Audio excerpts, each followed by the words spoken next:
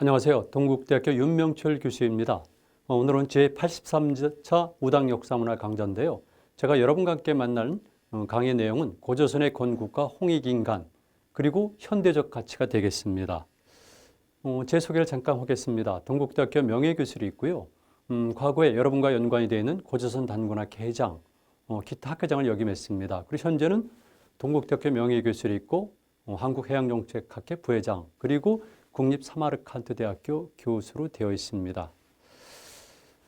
2012년까지 낸 저서들인데요. 그 이후에도 제가 책을 많이 냈습니다. 그리고 작년에 명예교수가 됐기 때문에 이제 좀 더 침착하게 많은 저서들을 내고 있고요. 제가 주로 연구하는 분야는 예를 들면 한민족의 역사, 그리고 동아시아 해양사, 그리고 또 한 가지는 중요한 거지만은 제가 주로 한민족의 정체성을 찾는 작업을 해왔기 때문에요. 제 관심은 당연히 제가 말씀드리는 원조선, 일반인들이 얘기하는 고조선이죠. 원조선, 단군, 그리고 독립운동까지 또는 독립전쟁까지 계속 지속되는 이런 작업들을 해오고 있는 겁니다. 11월 17일이 우당 선생님의 기일입니다. 여러분 꼭 기억하십시오. 그리고 저는 왜 단군과 민족사상을 강의할까? 이 부분도 제가 말씀을 드립니다. 그리고 우당 해이영 선생에 관해서는 여러 가지 스펙트럼이 있는데요. 그분의 범위가 워낙 넓습니다. 여러분들이 누구나 아시다시피 우리나라 근대 말부터 시작해서 근대 초까지 구한 말부터 시작해서 근대 초까지 우당 이해영 선생을 빼놓고는 우리 민족의 독립운동과 독립전쟁을 이해할 수가 없어요. 그리고 지금은 모든 사람들이 잊고 있지만 우리 민족 종교로서 단군을 표방한 대종교가 있습니다. 그래서 대종교와 독립운동 그리고 우당의 친구들 이상설 선생, 신채호 선생, 조상 선생 여러분들이 계신데요. 우리나라 독립운동의 혁혁한 빛나는 별들이죠. 이런 분들과 더불어서 같이 제가 말씀을 드립니다. 첫 번째는요. 들어가는 글인데요. 한민족에 대해서 제가 잠깐만 언급하겠습니다. 한민족은 우리 한민족 전체를 얘기합니다. 이때 민족이라는 것은 특별한 계급이라든가 특별한 신분을 얘기한 것도 아니고요. 이것은 우리 민족 역사적 공동체로서 여기에 구성원들 모두를 이야기합니다. 그리고 민족주의라는 것은 서구적 근대적 의미의 민족도 아니고 그리고 지금 우리가 최근에 역사학자들이 얘기하는 그런 민족도 아니고 그리고 북한에서 주장하는 주체상환에서의 민족도 아니고요. 일반인들이 정서상 받아들이는 가장 평범한 사람들의 집합체가 민족이고 그들의 이익을 최대한도로 보장하는 것이 저는 민족주의라고 보고 있습니다. 그리고 조선이라는 나라는 우리 민족의 시원 국가예요. 조선의 역사에 관해서 설왕설래합니다. 역사학계에서는 기본적으로 조선의 건국연대를 상당히 낮게 보고 있고 일부에서는 조선의 건국연대를 위로 바짝 올리고 있습니다. 그런데 분명한 것은 조선이라는 것은 우리 민족의 시원 국가이고 또 한 가지는 중국적 역사 기록을 근거로 하면 BC 7세기경을 전후로 하지만 고고학적 유물이라든가 기타 증거들을 놓고 볼 때 우리 조선의 건국 기원은 훨씬 올려볼 수가 있습니다. 저는 최소한도 기원전 15세기 아니면 그 이전까지를 조선으로 보고 있습니다. 그 대신 전제는 우리가 생각할 수 있는 그런 국가 개념은 아닌 거죠. 여러분 근대 국가의 개념을 고대라든가 그 이전까지 적용하면 반드시 문제가 생깁니다. 그 시대 상황에 맞는 정치 체제와 시스템이 있는데 그런 면으로 볼 때 조선의 건국은 저는 최소한도 BC 15세기 아니면은 훨씬 더 오래된다는 것이 제 판단입니다. 그래서 조선을 볼 때 생물학적 정체성, 역사적인 정체성, 문화적 정체성의 원형이 되기 때문에 우리는 조선을 알아야 되고요. 조선의 명칭을 고조선이라는 용어 대신에 원조선이라고 부르는 이유가 있습니다. 모든 사람에게는 뿌리가 있습니다. 모든 집안에는 가계가 있습니다. 그렇다면 한 국가 한 민족에도 분명히 어떤 시원이 있고 맥락이 있는 거거든요. 그러니까 당연히 우리의 민족 국가들이 있었다면 가장 시원이 되는 것이 있어야 되는데 그 나라는 조선일 수밖에 없는 것이죠. 그래서 추상적인, 사변적인 그리고 일제가 악용한 고조선이라는 용어 대신에 역사학자로서 원조선이라는 용어를 주장하고요. 그랬을 경우에 원조선이니까 그 다음에 생성된 모든 국가들은 오늘날의 대한민국에 이르기까지 이 모든 나라들은 원조선을 계승한 것이 됩니다. 이런 논리는 조금 더 이상한 게 아니에요. 일부 학자들이 이런 논리에 대해서 비약적으로 판단하는 경우도 있는데 기본적으로 역사를 모르는 겁니다. 그리고 여러분 아시겠지만 일본을 보거나 중국 전체를 보거나 유럽을 보거나 뭐든지 첫 번째 프로토라는 것이 있는 겁니다. 그런 의미에서 우리는 반드시 조선이 우리 민족 국가의 시원이라는 것을 자각할 필요가 있습니다. 그리고 그 증거 중에 하나가 단군 기록, 이것을 일부에서는 단군 신화, 일부에서는 단군 사화 이렇게 부르고 있지만 제가 잠깐 오늘 설명드릴 건데요. 두 가지 다 사용해도 전혀 문제가 없습니다. 그리고 이렇게 단군을 정점으로 하는 조선, 당연히 한 정치적 실체가 있으면은 그것을 뒷받침하는 사상, 논리가 있어야 되지 않겠습니까? 그것이 무엇이겠습니까? 현재로서는 당연한 거겠지만 홍익인간이 됩니다. 사실은 단군 기록을 구체적으로 분석하고 싶은 생각이 있어요. 그러나 오늘은 주제가 다르기 때문에 제가 살짝 넘어가지만 기본적인 것은 바로 홍익인간이라는 겁니다. 홍익인간, 널리 인간을 이롭게 한다. 이거 추상적인 용어 아닙니다. 그리고 우리가 말한 단군 기록 또는 단군 신화의 내용을 보면은 왜 홍익인간이라는 것이 이를테면 술이라든가 문장의 구조라든가 민속학적 증거라든가 이런 걸 통해서 알 수가 있어요. 여러분, 우리 역사를 볼 때 이제는 추상적이거나 아니면 그동안 배웠던 걸 가지고 우리 역사를 저평가하거나 아니면 추상적이라거나 이렇게 보지 마세요. 여러분들의 조상들도 이미 2000년 전, 3000년 전 그 이전에 우리 조상들도 지금 여러분 못지않게 정말 격동의 시기에서 드라마틱하게 온 힘을 다해서 역사를 운용해 온 겁니다. 그 결과 우리가 있는 것이죠. 왜 필요할까? 지금 여러분들이 아시겠지만 세계사적 질서 재편의 시기입니다. 동아시아 질서 말할 수 없습니다. 지난 시간에 이사장님이 말씀하셨지만 이런 위기들 민족사적으로 더 말할 나위 없는 것이죠. 그리고 또 하나 문명사적 위기입니다. 여러분들이 지금 겪고 있는 코로나 사태 이전에도 이미 현대 문명의 한계가 지적됐고 이 문명의 대전환이 오리란 것은 많은 학자들에 의해서도 제기가 됐던 문제죠. 신문명론 또는 비문명론, non-civilization이 되죠. 그런 과정 속에서 새로운 문명의 모델을 어디서 찾을까? 새로운 문명의 로직은 무엇일까? 이랬을 경우에 저는 개인적으로 우리 민족 사상, 특히 홍익인간에서 찾고자 애를 썼고 그런 논리를 전개해 왔다는 것을 말씀을 드립니다. 그런 의미에서 오늘 강의는 정말 의미가 있고요. 제 개인적인 생각은 청년 여러분들이, 대학생 여러분들이 그리고 초, 중, 고등학교 학생들이 많이 보아야 된다고 생각해요. 여러분들은 그리스 로마 신화를 굉장히 좋아하죠. 지금은 중국 신화도 많이 알잖아요. 영화를 통해서. 일본 신화도 물론 마찬가지고. 그런 것들은 다 인정을 하고 재밌다 그러면서 정작 우리 신화에 대해서는 관심이 없고 재미가 없다고 보고 있고 가치가 없다고 평가하고 있습니다. 여러분들 초, 중고등학교 학생들은 어리기 때문에 또는 지적으로 덜 성숙됐기 때문에 제가 이해할 수가 있어요. 그러나 대학생이라든가 청년이라든가 그 더 나이가 든 사람들이 우리 민족의 역사와 문화에 대해서 이런 태도를 갖는다는 것은 정말 문제가 있는 거죠. 홍익인간 제가 말씀을 드리도록 합니다. 원조선은 어떤 나라인가? 사실은 이게이죠. 어디서 시작했을까? 첫 수도죠. 어디로 뻗어나갔을까? 여러분 원조선의 역사활동 범위를 아십니까? 그렇지 않을 거예요 아마. 그리고 있다 할지라도 설이 각각 다를 겁니다. 그리고 설을 주장해도 구체적이지 않습니다. 예를 들게 되면 우리가 소위 말하는 한반도, 소위 말하는 입니다. 소위 말하는 한반도 그리고 만주를 얘기할 경우에 여러분들 우리가 현재 흔히 말하는 현재 북한 지역의 자연환경이라든가 역사, 민속 이런 것에 대해서 잘 모르시죠? 압록강, 두만강 이북의 만주에 대해서 아십니까? 원조선의 핵출발지는 남조선과 현재 한반도 북부거든요. 근데 우리 몰라요. 그리고 말씀드리지만 우리나라 독립전쟁이 어디서 시작됐습니까? 어디서 가장 격렬하게 벌어졌습니까? 현재 우리가 말하는 한반도입니까? 아니에요. 바로 만주일 때입니다. 남만주일 때입니다. 그리고 이런 독립전쟁에 정말 커다란 기운을 일으키고 거기에 불을 지핀 인물들이 누구입니까? 오늘 제가 일부 말씀드리는 그리고 오늘 이것을 주최하는 우당 이혜영 선생과 그 동료들입니다. 그래서 우리는 사실은 그들을 이해하기 위해서라도 당시 원조선은 어떤 문화를 만들었고 운영했고 발전했는가 이런 것들도 살펴볼 필요가 있는 거죠. 제가 너무 서론이 너무 많은 것 같은데요. 어쩔 수가 없습니다. 이 짧은 시간 안에 저는 여러분들에게 가능한 한 많은 것들을 알려드려야 되거든요. 그리고 또 하나 말씀드리겠습니다. 조선, 원조선이죠. 이랬을 경우에 단군조선, 기자조선, 위만조선 세 가지로 세 단계로 일단 분리를 하고 있습니다. 일단 분리를 하고 있습니다. 그리고 넘어가겠습니다. 또 한 가지는 우리가 일반적으로 가지고 있는 나쁜 생각이 있습니다. 우리는 우수한 중국 문화의 영향을 받아서 우리식으로 소화한 다음에 일본 열도에 전해주는 가교 역할을 했다. 이게 브릿지론이거든요. 저는 그렇게 생각하지 않습니다. 문명의 개념, 그리고 동아시아의 역사와 그리고 문명의 실태를 파악한 다음에 정확히 규명해야 되는데 그런 노력이 있었습니까?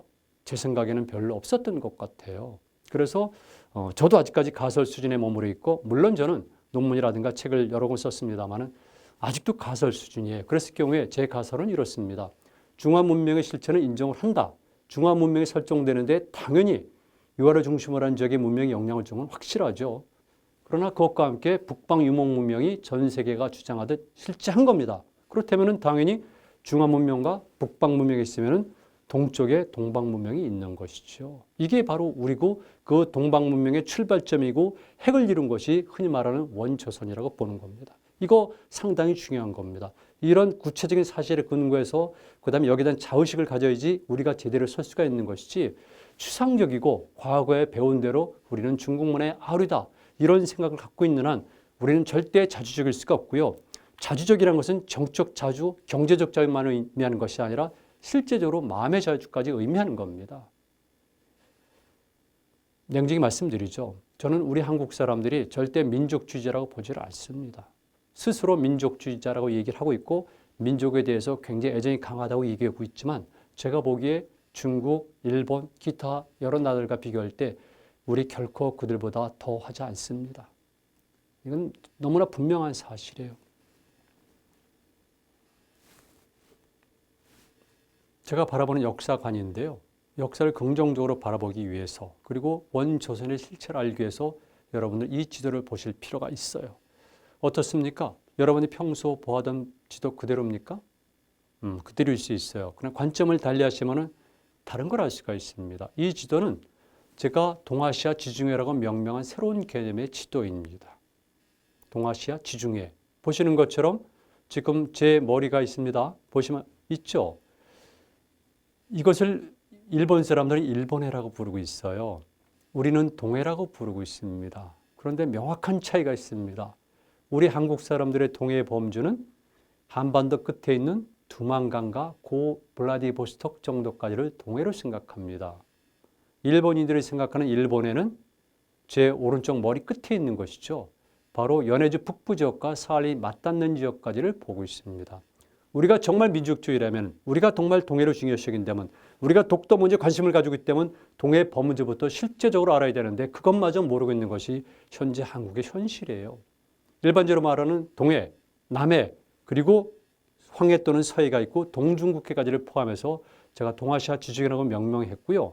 이런 지도를 놓고 보시면 알겠지만 우리는 중국 대륙에 붙은 주변부적 존재가 아니에요.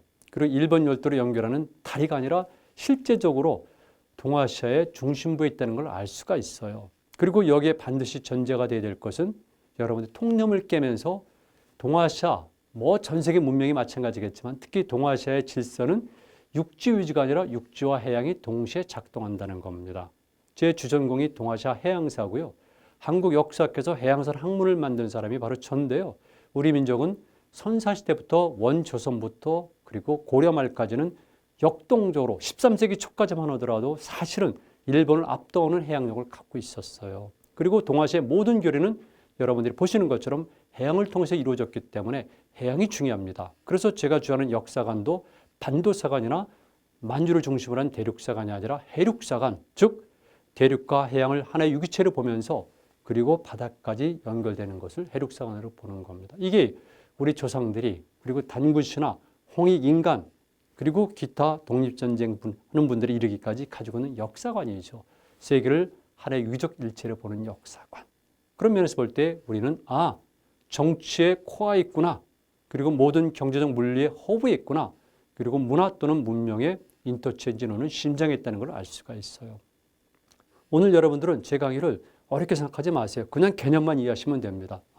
우리 역사를 바라볼 때는 이제는 이렇게 동아지중해라는 모델 속에서 바라볼 수 있구나. 그리고 우리 민족은 해양 활동이 매우 활발했고 거기에 따라서 우리 민족의 운명도 많이 영향받았구나 하는 것을 이해하시고 다음 기회에 차근차근히 여러분들이 해양을 통한 우리 민족의 역사를 보면 되겠습니다. 간단히 넘어가겠습니다. 자, 이제 본론으로 들어갑니다. 벌써 17분이 지났거든요. 사실은 이 강의가 꼭 60분 강의인데요. 벌써 17분이 지났습니다. 좀 아쉽지만 저는 빠른 시간 안에 여러분들에게 오늘 강의의 본 주제에 관해서 말씀을 드리죠. 단군에 관한 기록은 삼국유사에 처음 나옵니다. 물론 당연히 삼국유사 이전에도 단군에 관한 기록, 조선에 관한 역사는 일부가 있었고 아마도 많이 있었을 겁니다. 왜? 그 전도 그렇지만 부여, 특히 고구려, 백제, 신라 이들이 역사책을 가지고 있었다는 것은 우리 스스로의 기록이라든가 아니 일본 최초의 역사책인 고집기와 그다음에 일본 서기를 통해서 증명이 되잖아요. 그렇다면 그 이전에 선행국가인 조선에 관한 역사 기록은 분명히 있었던 것이지만 그 기록들이 사라지게 된 겁니다. 그리고 다만 삼국유사를 통해서 흔히 말하는 단군 신화의 부분을 통해서 우리가 단군이란 존재 그리고 조선이 어떤 생각을 하고 있고 어떤 사상을 가지고 있고 어떤 식의 사회체를 이루는 것을 볼 수가 있는 것이죠. 우리가 말한 단군 신화. 자, 미리 말씀드릴게요. 신화는 여러분들이 이해하는 것처럼 호구의 이야기 또는 거짓된 이야기 이런 것은 신화에 대한 정확한 정의가 아닙니다. 신화에 대한 정확한 정의는 실제 있었거나 아니면 있었다고 믿어지는 경험이죠. 이런 것을 설화체 형식을 빌어서 표현한 것이 신화입니다. 당연히 설화체 형식을 빌고 문자가 없었던 시대에 만들어졌고 오랫동안 계승성을 유지하기 위해서는 그것은 설화체 형식을 빌어야 되고요. 흔히 말하는 상징과 비유와 은유 이런 것들을 적절하게 섞어야지만 되는 겁니다. 그런데 후대에 이렇게 신화 상징과 비유와 은유의 문제를 모르고 그 자체를 보면서 단군 신화는 단순한 호구의 이야기다. 이렇게 주장해 온 것이 한국의 지성계입니다. 그거는 기본적으로 신화학에서 얘기하는 신화의 정의를 모르는 것이죠. 그러니까 제 신화의 정의에 따르면 그리고 신화학자들의 정의에 따르면 우리가 흔히 말하는 단군 신화는 실제 있었던 사실이고 사실을 토대로 해서 설화체 형식을 빌었고 그리고 오랜 세월에 걸쳐서 차차차 변형해 오면서 이른의 삼국유사 때 이른의 삼국유사에서 우리가 알고 있는 것처럼 정의가 된 것이죠. 신화를 이해한다는 것은 굉장히 중요해요. 그리고 신화가 없는 민족이 어디 있습니까? 당연히 신화는 있죠. 우리 민족사에서도 보면은 조선도 신화가 있잖아요. 용비어천가 아시죠? 고려도 왕권을 비롯한 신화들이 있잖아요. 그렇다면 그 훨씬 이전에 흔히 말하는 원조선에 신화가 있었던 건 당연한 거고 신화가 있어야지만 그들은 신들의 후손이 되는 겁니다. 최근에 일부 분들이 오해를 하시는데요. 북한이 처음부터 이 원조선, 즉 고조선을 굉장히 긍정적으로 평가하고 단군에 대해서 높이 평가한 것으로 알고 있고 오해를 하고 있는데 그렇지는 않습니다. 학자로서 정확히 말씀드립니다. 이미 그 이전부터 제가 비교하는 논문을 썼기 때문에 또 그 이후의 상황을 보면서 정확히 말씀을 드리지만 북한은 고조선을 즉 첫 계급 국가라고 보고 노예 소유주의 국가라고 얘기를 했습니다. 단군에 관해서도 흔히 말하는 단군 신화에 대해서도 계급적 통치배들이 이런 표현이 들어가면서 호구 이야기라고 그랬습니다. 다만 북한이 주체 사상, 뒤를 이은 주체 사관을 통해서 조선, 원조선에 대한 재평가 그리고 단군에 대한 재평가가 이루어지면서 지금 일부 사람들이 이해하는 것처럼 북한이 표면상 민족주의적 요소를 띠고 있다는 것이죠. 사실을 정확히 하는 것이 중요합니다. 단군 진영입니다. 이 단군 진영은 일반적으로 우리가 알고 있는 이승 선생과 연관된 새로 만들어진 표준 영정이 아니라 솔고가 그렸다고 전해지는 것이고요. 대종교에서 보관돼 왔다고 전해지는 바로 단군 진영입니다. 제 지금 지갑에도 이 단군 진영 사진이 있습니다. 보여드릴까요? 그리고 제가 탐험을 하지 않습니까? 과거에는 탐험을 많이 했어요. 그랬을 경우에 제가 바다를 뗏목으로 항해할 때도 뗏목에는 이 단군 영종을 앞에다 붙여놓고 항해를 합니다. 물론 당연히 저는 불교 신자니까 불교와 연관된 여러 가지 상징물도 가지고 있죠. 그리고 중국 사람들은 중국과 함께 누구나 다 마찬가지입니다. 그런데 기독교의 십자가라든가 불교의 만자에 연관된 것들은 갖고 있어도 문제가 안 되는데 이렇게 단군과 연관된 걸 갖고 있으면 일부 사람들이 이상하게 생각해요.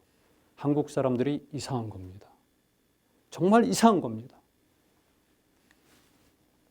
신화에 대한 정의는 제가 조금 전에 말씀드렸지만 간단합니다. 신화는 역사성과 설화성이 공존해 있다. 이것만 이해하시면 돼요. 아, 실제 역사로구나.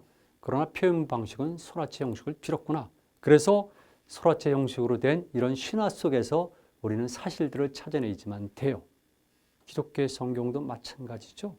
수메르의 홍수설화도 마찬가지죠. 중국의 신화도 마찬가지죠. 그렇다면 우리도 마찬가지입니다. 단군 신화에는 변형의 요소가 많이 내재되어 있다. 어느 신화나 마찬가지겠지만 처음에 출발할 때를 원형이라 그럽니다. 그러나 시간이 지납니다. 공간이 이동합니다. 또 사람이 변합니다. 그랬을 경우에는 당연히 변형이 되는 것이죠. 이 사실을 꼭 이해하셔야 돼요. 그러다 보니까 우리가 말하는 단군 신화에 나오는 곰은 정말 우리가 생각하는 베어가 아닐 수도 있구나. 확실합니다. 이런 것도 염두에 두셔야 되고요. 그 외에도 많이 있습니다. 꼭 기억하세요. 단군 신화는 변형의 요소가 많이 내재되어 있다. 자, 여러분들이 보시는 것이 바로 이른의 삼국유사에 나오는 고조선 주왕입니다. 그래서 제가 이 페이지 전체를 보면은요, 앞부분의 일부는 역사적 서술입니다. 그리고 나머지 대부분은 신화적 형태를 빌은 거고요. 나머지 뒷부분은 역사적 사실체로 기록되어 있어요. 그러니까 이 주왕을 보면은 크게 두 가지. 하나는 실제 사실을 기록했다. 그리고 많은 부분들은 설화체의 형식을 빌어서 썼다는 겁니다. 이걸 우리가 신화라고 부르는 겁니다. 이해하셨죠? 그래서 이 기록을 통해서 우리는 흔히 말하는 원조선의 큰 역사 줄거리와 그리고 사상과 그리고 민속과 생활 방식 이런 것들을 찾아낼 수가 있는 거죠. 정말 드라마틱하고 재밌죠. 제가 빨리 넘어가는데요. 3부분으로 되어 있는데 첫 부분은 석유 환인 제세 이화라는 것으로 시작이 됩니다. 이거 어렵게 생각하지 마세요. 예전에 환인 또는 환국이 있었구나. 이렇게 이해하시면 됩니다. 그때 제가 여러분들에게 알려드릴 것 중에 하나는 바로 환인할 때 환은 어떤 의미를 가지고 있을까? 한자로 환인이지만 음은 한으로 발음될 수가 있습니다. 이건 제 얘기가 아니라 여러분들은 나이 젊은 사람들은 모르겠지만 조금 나이가 드신 분들은 누구나 다 아는 우리나라 초기의 대석학 양주동 선생의 설이고요. 육당 체남선도 이런 관점으로 얘기를 했습니다. 물론 단지 신체도 이런 흐름이 있습니다만 그랬을 경우에 우리가 말하는 대한민국의 한국, 똑같이 환인의 환 이런 것들은 알타이어에서 공통적으로 사용하는 가장 중요한 핵심 단어 중에 하나입니다. 한자로는 여러분들이 보시는 것처럼 환, 한, 따만 등등 다양한 글자로 쓰여지지만 뜻은 크다, 많다, 하나다, 길다 이런 다양한 의미를 가지고 있어요. 그러다 보니까 우리 국호엔 한국도 그다음에 한강도 한글도 다 같은 것이고요. 특히 이 자리에서 말씀드린 것은 우리 인류 역사에서요. 한국이라는 명칭을 가진 나라들은 최소한도 39개가 됩니다. 제가 논문을 쓰면서 조사했는데 알타이어권에서 한국은 많이 있고요. 그중에 현재 한국으로 남아있는 나라가 우리 현재 대한민국입니다. 이 부분은 정말 많은 얘기가 필요하지만 여러분들 그건 아셔야 돼요. 우리 한국의 뜻은 크다, 하나다, 넓다, 최고다, 하늘이다 이런 뜻을 가지고 있고 이것은 우리만이 아니라 알타이어에 공통적으로 있는 핵심 단어로구나 이해하셔야 됩니다. 세상에 제가 많은 활동을 합니다. 자기 국호의 어원을 모르는 사람들이 태반인 게 이 나라의 현실입니다. 이 나라의 지성들은 자기 국호의 어원과 의미를 모르고 있어요. 지금 제 방송을 들으면서 여러분 어떤 감정이 드세요? 놀랍죠? 그러니까 예를 들면 고구려의 수도도 백제의 수도도 발해의 수도도 이렇게 한이 들어간 겁니다. 발해의 수도를 여러분들은 교과서에서 상경성이라고 배우셨죠? 그건 한자식 표현이에요. 원래 그들은 호란성이라고 불렀어요. 홀은 이럴 때면 고구려의 첫 쓰인 홀번, 인천을 뜻하는 미추홀, 파주를 뜻하는 수리홀, 홀은 고구려에서 마을, 골짜기, 동네, 크게 말하는 나라를 뜻하는 겁니다. 한은 크다는 거죠. 그러니까 발해 상경성은 호란성입니다. 원래가 호란성입니다. 그 외에도 제가 많이 열거했습니다만 이렇게 한이라는 용어가 중요한데 이것이 바로 첫 번째 석유 환인, 옛날에 환이 있었다.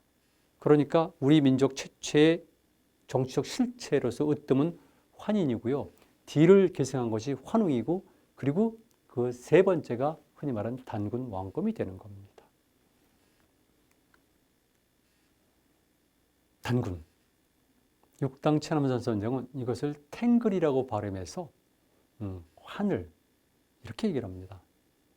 유라시아 지역을 다니다 보면 탱글이라는 지명이 많이 나타나죠.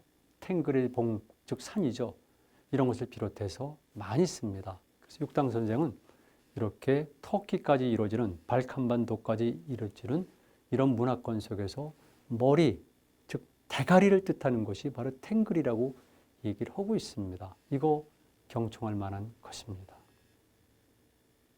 자, 조선 경국전입니다. 정도전이. 제가 이걸 쓴 이유는 바로 조선을 세운 사람들은 조선 그랬을 경우에 그 조선은 우리가 말한 단군의 조선이 아니라 기자의 조선이었다는 것을 말씀을 드려요.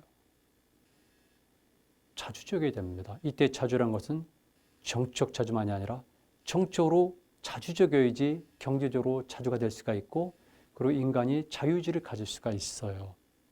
이거 잘못하면 또 북한 주장과 비슷한 것 같은데 그건 전혀 다르죠.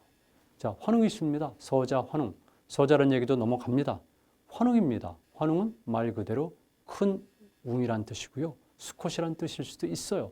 사실은 제가 말씀드린 단구신의 주역은 저는 환웅이라고 봐요. 고구려의 해모수죠. 그래서 환웅과 해모수를 일치시킨다는 주장도 과거의 선학들 몇 분이 하신 겁니다. 중요한 것은 환웅이라는 존재가 있었다는 것이죠. 그런데 제가 말씀드린데 제가 왜 보여드리냐면 혹시나 환인 그리고 뒤를 환웅이 문화적으로 어느 지역에서 왔을까? 그랬을 경우에는 이럴 가능성을 제기한다는 거죠. 즉 북방 초원 문명과 연관이 됐을 가능성입니다. 실제로 문화적 요소를 보면 그럴 수가 있고요. 우리 민족 문화의 흔히 말하는 선사시대, 청동기시대부터 시작해서 그 이후 시대로 넘어가는 과정을 보면 흔히 말하는 북방 유목문화와 연관이 있는 것은 부정할 수가 없어요.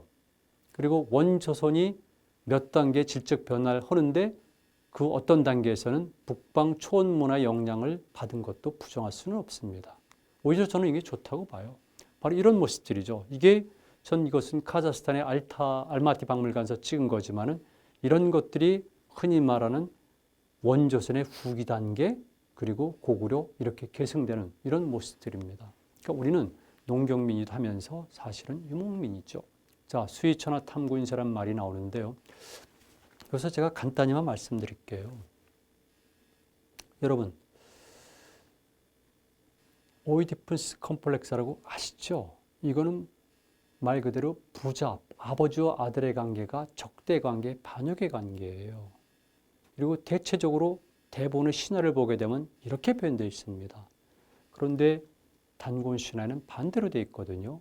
실제적으로 처음에는 환웅이라는 존재가 하느님의 아들이에요. 인간 세상에 뜻을 두고 몇 번이고 탐내어 구했습니다. 굉장한 강한 의지를 표방하는 것이죠. 그런데 이것은 단순하게 끝난 것이 아니라 아버지 환인이 이것을 압니다. 부지자의라는 표현이 나오죠. 아버지는 아들의 의지를 알았다고 해석하면 됩니다. 그 다음에 한동안은 환인의 활동이 단군신화에 기록이 되어 있거든요. 아버지가 아들의 뜻을 알았으니까 다음 단계는 무엇입니까? 아들을 위해서 뭔가 해주어 있죠. 그래서 아버지가 직접 하늘에서 아래를 내려다보니까 하시 아래를 내려다보니까 가히 홍익인간, 홍익인간은 할만하다라고 판단하는 겁니다. 그러니까 이것은 두 가지 의미가 있는데 첫 번째는 환웅이 인간 세상에 구현하고자 하는 논리가 홍익인간이로구나. 두 번째는 아버지도 동일하기 때문에 아버지가 직접 친히 아들이 가서 새로운 이상세계를 펼칠 공간을 살펴보고 홍익인간은 할만하다고 합격 판정을 내린 거죠. 이거 아무것도 아닌 것 같지만 기본적으로 문명의 출발입니다. 역사를 어떤 관점으로 보느냐 문제인데 서구 신화, 일본 신화, 중국 신화와 달리 우리는 이렇게 아버지와 아들이 협조관계, 상호 인정관계로 드러나고 이게 우리 역사의 시작입니다. 기본적으로 그래서 대동사상을 비롯해서 물화일체, 천지동군 등등 모든 것을 하나로 어우르는 이런 사상이 오랜 세월 동안 우리 민족의 심성에 체화가 되어 있는 겁니다. 지금은 아니지만 이 사진은 특별한 건데요. 이거는 해모수입니다. 평양에 갔을 때 제가 찍은 거지만 동명한 기념관에 가면 이런 그림이 그려져 있는데요. 해모수가 5마리의 용이 끄는 황금마차 타고 내려오는 장면인데요. 우린 이런 그림 없어요. 그런데 똑같이 환웅도 하늘에서 내려옵니다. 다만 용이 아니죠. 어떤 것? 조금 이따 보여드릴게요. 그래서 우리도 이런 그림을 그리게 됩니다. 환웅이 하늘에서 내려온 그림.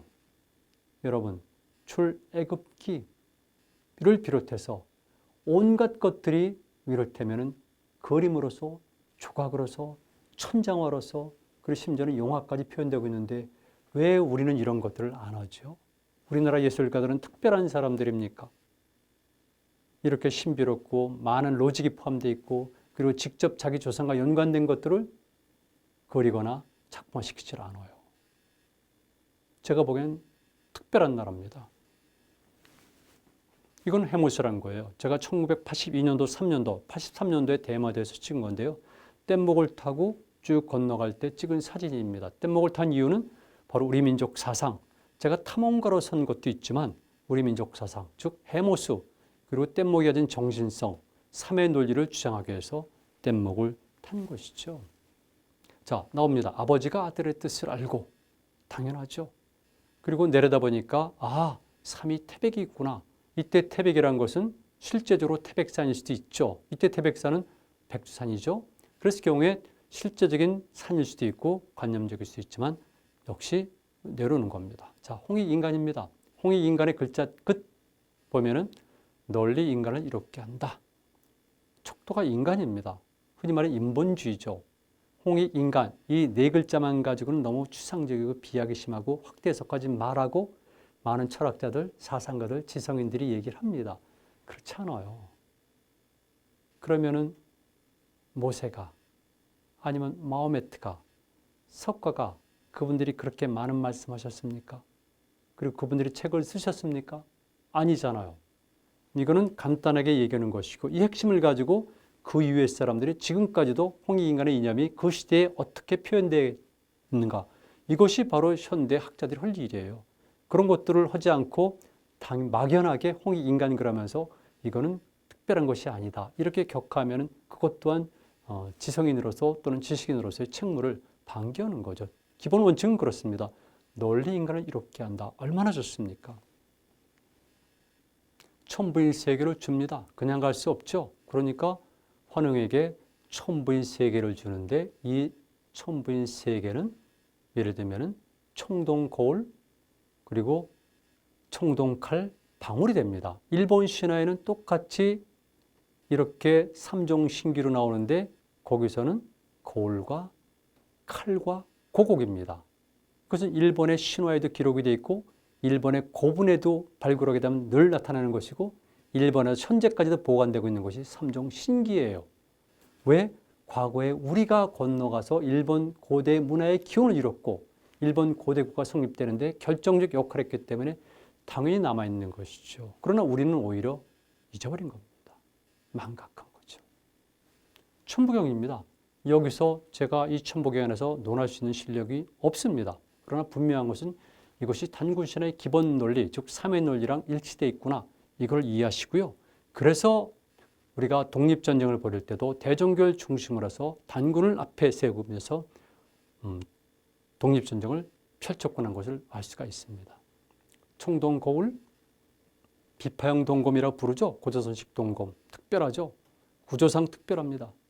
그리고 팔주령, 이런 것들을 우리가 보통 삼종신기라고 보고 있고요. 이런 문화의 흔적은 곳곳에 남아있다는 겁니다. 동아시아 전체에 남아있다는 겁니다. 자, 3이라는 숫자는 무엇일까? 이거 조금 전에 말씀드렸지만 3의 논리를 표방하고 있는데요. 특히 천부경에서 이런 3이라는 논리를 표방하고 있고 그래서 우리 모든 것을 보게 되면 대체적으로 3과 연관된 것들이 많이 나타나고 있습니다. 민속에도 마찬가지고요. 우리는 어렸을 때 3, 세번이란 말을 참 많이 했어요. 그리고 아기를 낳았을 때는 반드시 3일 내에 태를 처리해야 되고요.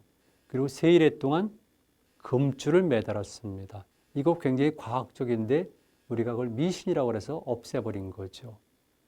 좀 우습지만 금줄을 친 겁니다. 3일 동안. 왜냐하면 특별한 우주의 탄생이기 때문에 특별한 장소이기 때문에 말 그대로 새로운 신시이기 때문에 당연히 거기에는 금줄을 치고 보통 사람들은 접근할 수가 없는 것이죠. 그 외에도 많은 이야기들이 있습니다만은 넘어가는데 중요한 것은 단군 신화에서는 이렇게 3이라는 숫자를 지독히 강조하는구나. 그렇다면 홍익인간 속에서도 3과 연관된 것들이 많이 있구나. 이걸 알 수가 있죠. 제가 이걸 보여드리겠습니다. 어떻습니까? 이게 3조고죠. 그리고 밑에 있는 게 뭔지 아십니까? 일본 축구협회의 엠블렘이에요. 지금은 3조고 그러면 누구나 압니다. 그런데 2002년도까지만 하더라도 우리는 3조고를 잘 몰랐고요. 까마귀는 불길한 새로 알았던 겁니다. 실제로 우리와 굉장히 연관이 깊고 그리고 고골에서는 굉장히 중요한 새인데 우리는 오히려 중국 사람처럼 까마귀를 불길한 새로 알아온 거죠. 그런데 일본은 까마귀, 특히 3조고를 계속 신령스럽게 생각하니까 1920년대 후반의 일입니다만 이렇게 일본 축구협회의 엠블렘으로 삼았던 겁니다. 그래서 2002년도에 제가 문제를 제기하면서 일본 축구협회 엠블렘과 우리 고구려의 오해분 오묘 3조고를 동시에 비교하면서 3조고의 가치를 다시 부각시킨 겁니다. 이거 신문기사의 사진 그대로입니다. 그만큼 우리는 우리 역사를 모르고 있는데 이런 것들이 거의 단군 신화와 연관이 되어 있고 여러분들이 보시는 백두산의 천지도 똑같이 단군 신화에 포함이 되어 있습니다. 내용이 들어가 있습니다. 이거는 바이카로에 있는 불칸바위인데요. 역시 단군 신화에 나오는 곳과 연관이 되어 있어서 제가 집어넣습니다. 바이카로 아론섬에 있는 불칸바위, 밝은 이란 뜻이죠. 샤만바위, 즉 태백산종 신단수화 이랬을 때 태백산과 연결된 것이 이 불암산입니다. 장군청도 똑같이 이런 모습을 가지고 있습니다. 고조선의 고인돌이라고 되어 있죠. 이게 요동지방입니다. 권한성, 고골의 권한성 주변 지역인데 개주인데요. 여러분들이 보시는 것처럼 이렇게 거대한 고인돌들이 있었습니다. 어디? 요동지방에. 현재 요성지방에서는 거의 발견이 안 되어 있지만 산동지방에 일부 발견되고 심지어는 쭉 내려서 상해 남쪽의 절강성도 고인돌이 발견이 됩니다. 그런데 이 고인돌은 전형적인 고인돌이기 때문에 이 고인돌이 발견되는 것은 고조선의 문화권을 넘어서 고조선의 정치권이 될 수가 있죠. 이 로직이 저는 삼의 논리라고 봐요. 하늘과 땅을 연결해주고 거기에 판때기가 있고 사람이 있고 즉 1, 2, 3, 3, 2, 1의 논리고요. 원방각의 구도가 이 고인들이 포함이 되어 있습니다. 무덤으로서의 기능, 재단으로서의 기능도 있지만 그랬을 경우에는 반드시 로직이 포함되어야 되는데 그 논리는 삼의 논리다. 그래서 흔히 말하는 원조선은 초기부터 출발할 때 이런 삼의 논리, 홍익 인간의 정신을 그대로 반영했다는 것을 찾아내는 겁니다. 신단수라고 되어 있죠. 태백산종 신단수화, 신령스러운 나무가 있는 겁니다. 고구려 고분벽화에 나와 있는 신단수인데요. 신단수는 일본의 신목입니다. 일본은 아직까지도 이 신목 숭배 신앙이 남아있거든요. 제가 어렸을 때만 하더라도 동네마다 있는 것이 바로 신단수였었어요. 당나무. 왜? 우리 민족의 신앙과 직결되어 있고 바로 하늘에서 환웅이 타고 내려온 것이 신단수이기 때문에 그렇습니다. 나오지 않습니까? 신단수와 태백산종 신단수하. 그 밑에 있는 것이 신시가 되는 것이고 신시에서 펼치고자 하는 사상이 바로 홍익인간이거든요. 이건 알타이 산맥 한 산골짜기에서 찍은 건데 똑같이 이런 것들. 이건 연해주 북부 지역에서 찍은 사진인데 이런 신목신앙. 너무나 비슷하죠. 바이카로의 아론섬에 있는 세르게, 세 개가 서 있는 신단수죠. 자, 제가 신시를 말씀드립니다. 신시는 신들의 도시란 뜻도 있고요. 신들이 있는 시장이 될 수가 있어요. 근데 기본적으로 설이 여러 가지가 있습니다. 기본적으로는 정치적 공간, 제의적 공간이라고 보면 됩니다. 따라서 신시는 환웅이 내려온 곳이고 그리고 여기서 처음으로 신들의 도시가 재현이 됐고 이 신들의 도시를 다시 다른 곳에서 재현하는 역사적 사명을 띄운 존재가 환웅과 웅류와의 결합에서 탄생한 단군이라는 겁니다. 그리고 조선의 건국이 되죠. 이런 관점으로 보면은 조선이란 것은 하늘의 원형을 두고 두 번째 원형인 신시가 있고 그다음에 이동해서 세 번째에는 인간이 들어갔던 새로운 신시가 있는 것이죠. 이런 자의식을 가졌고 이걸 통해서 우리 역사가 시작이 된 겁니다.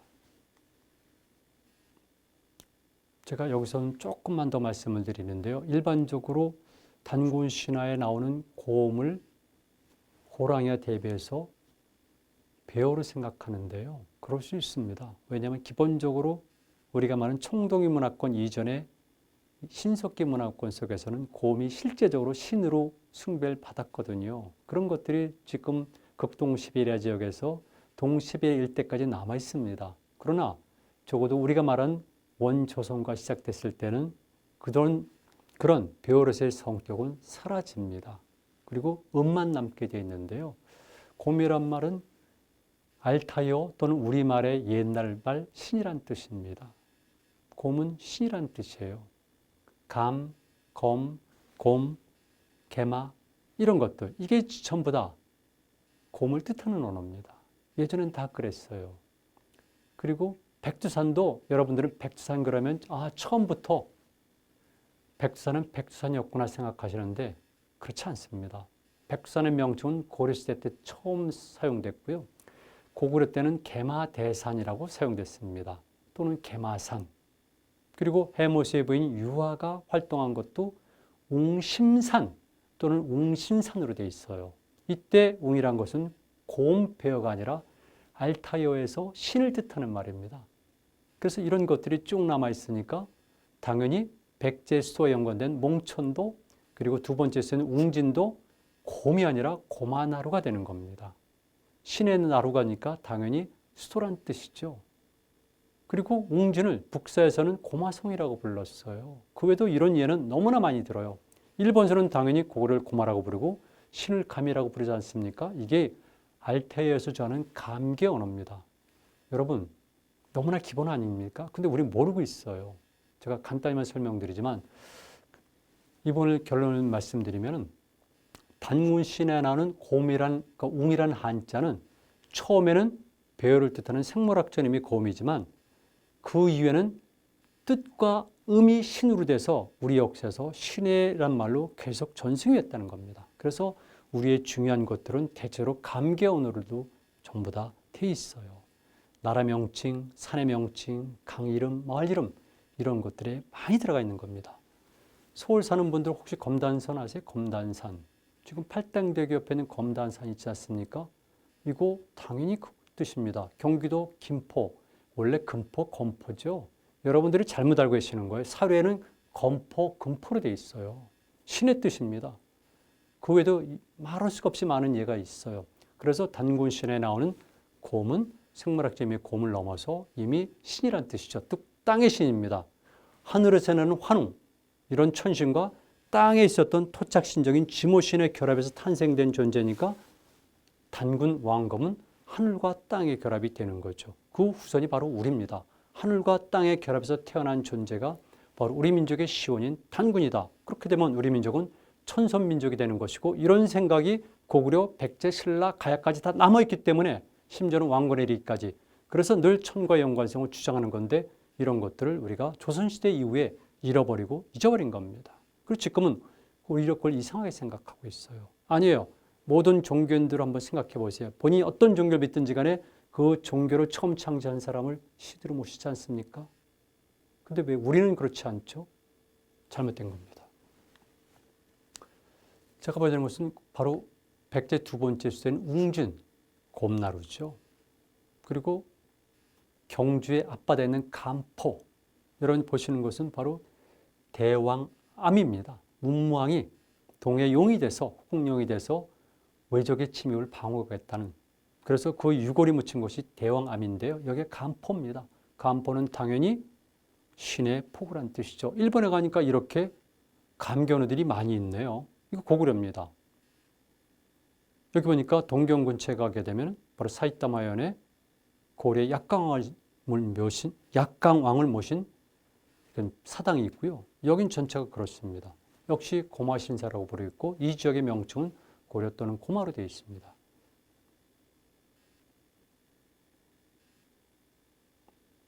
자, 3부로 넘어갑니다.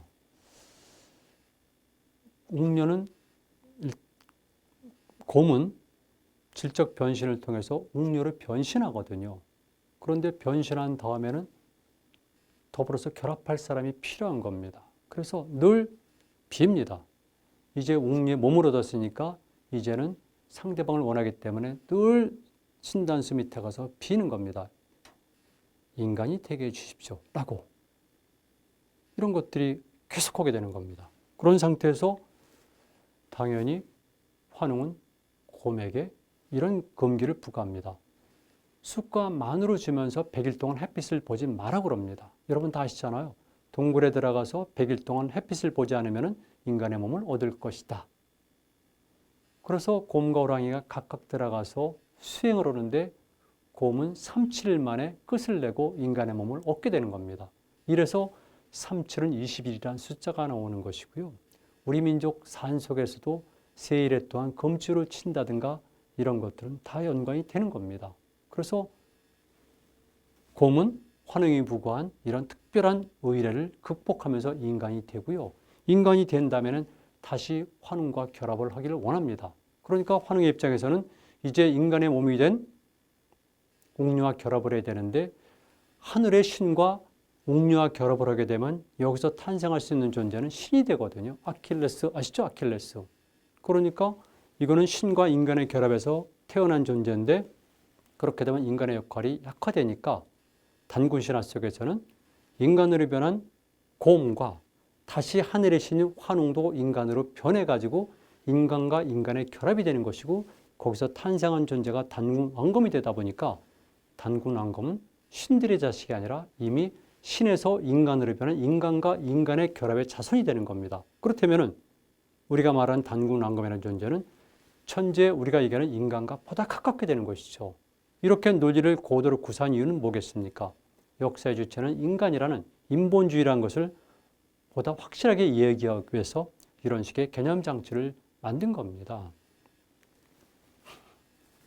자, 결론은 여기 말씀을 드려요. 단구신화에 대한 결론을 말씀드리고 이어서 홍익인간과 무당선생에 대해서 조금만 더 언급하겠습니다.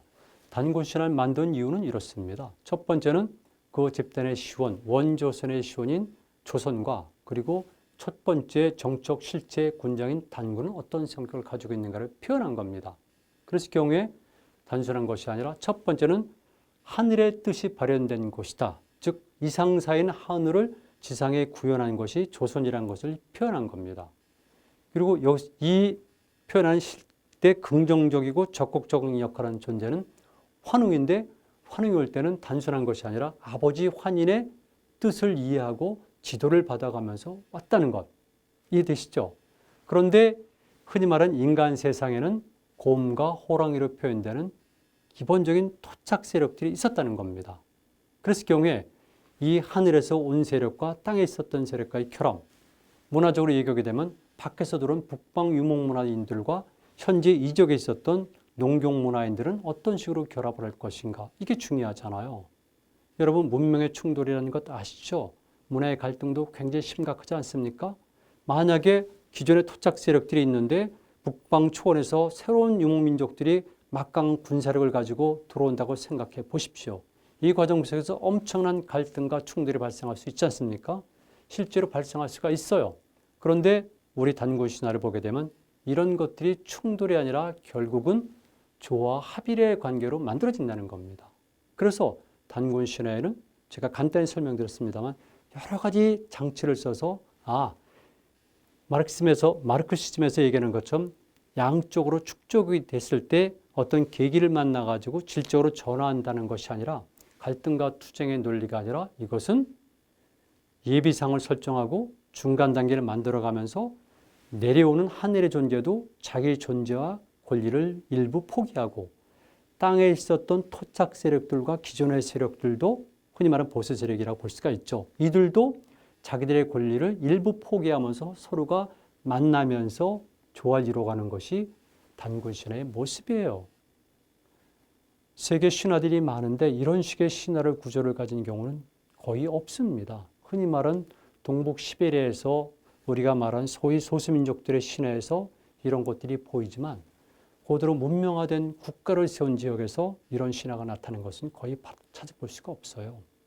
그러니까 우리가 말하는 단군 신화는 바로 새로운 세계를 만들 경우에 갈등과 투쟁이 아니라 조화 협력을 지향해야 된다는 것, 이걸 얘기하고 있습니다. 그러기 위해서는 다양한 단계를 거쳐야 되고 다양한 상황을 미리 만들어가면서 천천히 해야 된다는 것이 설명이 되어 있습니다. 그리고 궁극적으로 여기서 지향하는 것은 무엇이겠습니까? 당연히 인본주의죠. 역사의 주인은 인간입니다. 역사의 주체도 인간입니다. 주인과 주체는 다르거든요. 그런데 우리는 주인과 주체를 동일하게 인간으로 보고 있는 겁니다. 그래서 신들의 세계를 구현하는 것이 아니라 이건 뭐냐면 철저하게 인간 세계를 구현하는 겁니다.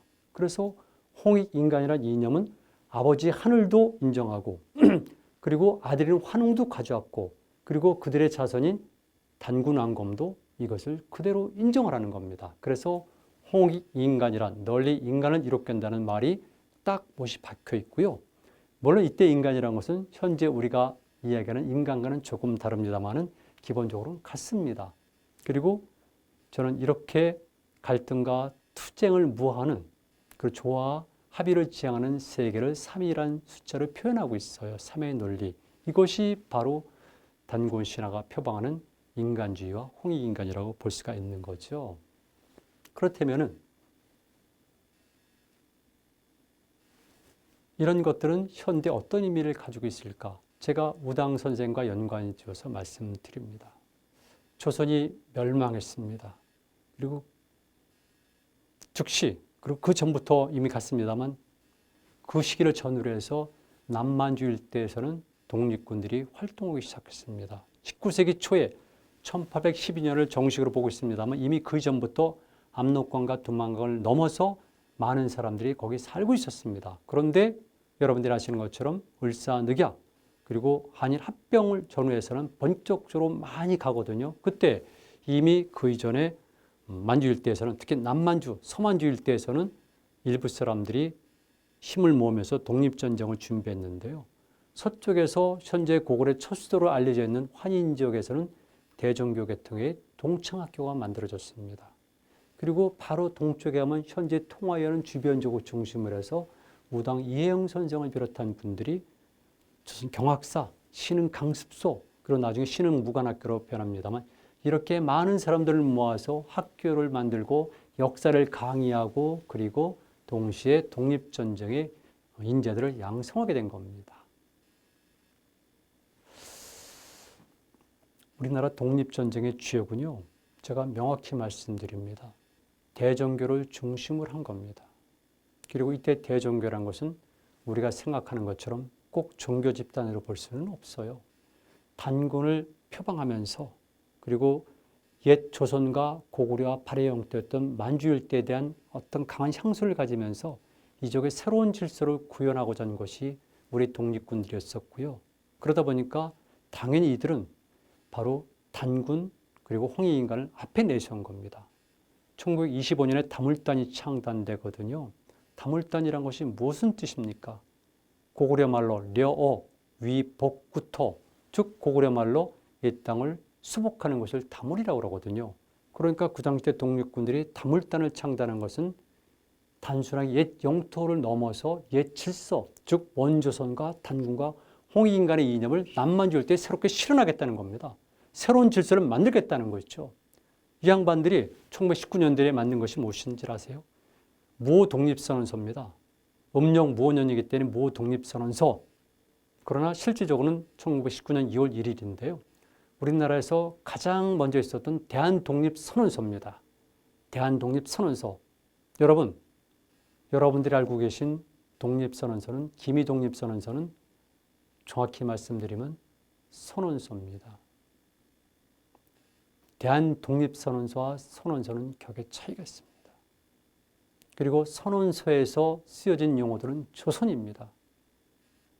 우리는 조선 그랬을 경우에 굉장히 향수를 느끼지만 일제가 한일 합병을 하면서 바로 마지막 순종의 칙을 통해서 내린 것이 무엇이냐면 앞으로 한국이라는 용어는 사용하지 못하고 조선이라는 용어만 써야 된다는 겁니다. 그래서 조선이라는 용어를 계속 쓴 거고 따라서 적어도 우리가 말하는 근대 이후 대한제국 이후에 지금까지의 조선과 한국을 했을 경우에 한국이라는 용어는 특별한 거죠. 그래서 대한독립선언서라는 것이 있고 기미독립선언서는 그냥 선언서고 대한독립선언서는 한국이라는 용어가 그렇게 많이 등장하고 기미독립선언서에는 조선이라는 용어만 등장하는 겁니다. 그리고 여러분들이 보시면 알겠지만 독립선언서의 내용입니다. 단군 대황족께서 상제의 좌우하사 우리의 기운을 명하시며 이것이 대한독립선언서에 나오는 규절입니다. 그렇다면 당시 우리 대한독립군들이 이렇게 단군 표방하면서 독립전쟁을 벌였구나 하는 걸 알 수가 있는 것이죠. 그래서 여러분들이 아시고는 단재 신채호, 김교훈 선생, 박은식, 이국노, 그리고 이시영 선생, 그리고 이혜영 선생, 그 이전에 이상조 선생 이런 대부분의 분들이 대전교와 직접 간접으로 관련을 맺고 있는 겁니다. 그렇다면 여러분 생각 드시죠? 단군이라 또는 흔히 말하는 고조선이라 홍익인간이다 이런 것들은 막연하고 추상적이고 관념적이고 현실 도피적인 것이 아니라 당대에서는 가장 혁명적이고 가장 전투적이고 가장 실천적이었다는 것을 알 수가 있어요. 그렇다면 지금도 가능한 거죠. 새로운 사상, 새로운 로직이 필요합니다. 그랬을 경우에 우리는 홍익인간에 대한 재해석을 통해서 단군의 역할을 재해석하면서 새롭게 사상과 형태와 그리고 운동 방법, 사회 개혁 방식도 찾아낼 수가 있다는 겁니다. 여러분들이 보시는 것은 바로 대한독립선언서의 전문입니다. 우당 이혜영 선생입니다. 우당 이혜영 선생은 이미 여러분들이 말씀하셨고 또 많은 분들이 말씀하시기 때문에 제가 간단히만 말씀드리고 오늘 강의를 마감할까 합니다. 특별한 분이죠. 그 전부터 우당 선생과 그분들의 형제들에 관해서 많이 알고 있지 않습니까? 그런데 특히 제가 여순 감옥에 가서 우당 선생이 돌아가신 것 이것을 보면서 특별한 감정을 더욱 갖게 됐죠. 우리나라 역사에서 이런 인물과 이런 집안이 있다는 것은 정말 다행입니다. 어디 이런 역사가 있겠습니까? 중국이 그렇습니까? 안 그래요. 중국이 민족주의 과거는 안 그랬죠. 우리가 그랬던 겁니다. 이혜영 선생입니다. 워낙 잘생기셨죠. 자, 을사늑역 당시에 바로 대안문 앞입니다. 대안문이죠. 대안문 앞입니다. 이게 바로 통화에 있는 신흥무관학교 터입니다. 겨울에 갔을 때 찍은 겁니다. 역시 통화에 있죠. 배달학교의 옛터. 신흥무관학교 옛터입니다. 여러분 생각해 보세요. 이분들이 활동하신 곳은 고구려의 수도권입니다. 핵심 지역. 그렇다면 단재 선생이 근련하고 있고 그 당시 사진을 보면 알겠지만 고구려 유적과 유물이 꽉 차 있습니다. 어마어마하게 많은 거죠. 그분들은 그걸 보면서 우리 민족의 역사 그리고 단군 그리고 원조선의 역사적 자긍심을 갖고 그 힘을 바탕으로 해서 독립선언서에도 그런 내용을 쓰고 힘을 갖고 독립전쟁을 벌입니다. 1920년대 중반까지 우리가 흔히 말하는 독립운동, 독립전쟁의 주역은 바로 대종교인들과 함께 당군을 앞에 내세웠다는 걸 잊어서는 안 됩니다. 이것이 역사의 진실입니다. 어떤 식으로 얘기를 하더라도 역사학자로서 사실을 말씀드립니다. 아시는 것처럼 우당 선생이 체포당하는 사진이죠. 법원이 터져 여순에 있는 겁니다. 그리고 우당 선생이 돌아가신 여순 감옥에 가면 이런 글귀가 있습니다. 우당 이혜영 선생. 그리고 중국 정부가 한 거죠. 혁명열사 증명서. 그래서 우당 선생을 높이 평가하는 겁니다. 우당 선생에 관해서 다양한 스펙트럼이 제기되고 있습니다. 그분은 일단 유교적부터 시작해가지고 그리고 나중에는 무정부주의까지 쭉 여러 단계를 거쳤는데요. 어떤 식으로 옷을 갈아입더라도 어떤 식으로 색깔이 더 날지라도 그 당시의 시대적 상황을 고려하고 우당 선생의 전 생애를 놓고 보면은 기본적으로 우당 선생님은 민족주의자였습니다. 그리고 그분의 민족주의적인 사상과 그리고 그 행동의 근저에는 단군 그리고 조선 그리고 홍익인간이 있습니다. 지금 우리에게 주어진 과제 이것은 바로 우리 역사를 새롭게 해석하는 일입니다. 아무쪼록 오늘 제 강의를 통해서 특히 젊은 청년들 그리고 학생들이 우리 역사, 우리 고대사, 고대 사상에 대해서 관심을 갖기를 바랍니다. 이로써 오늘 제 강의를 마치겠습니다. 고맙습니다.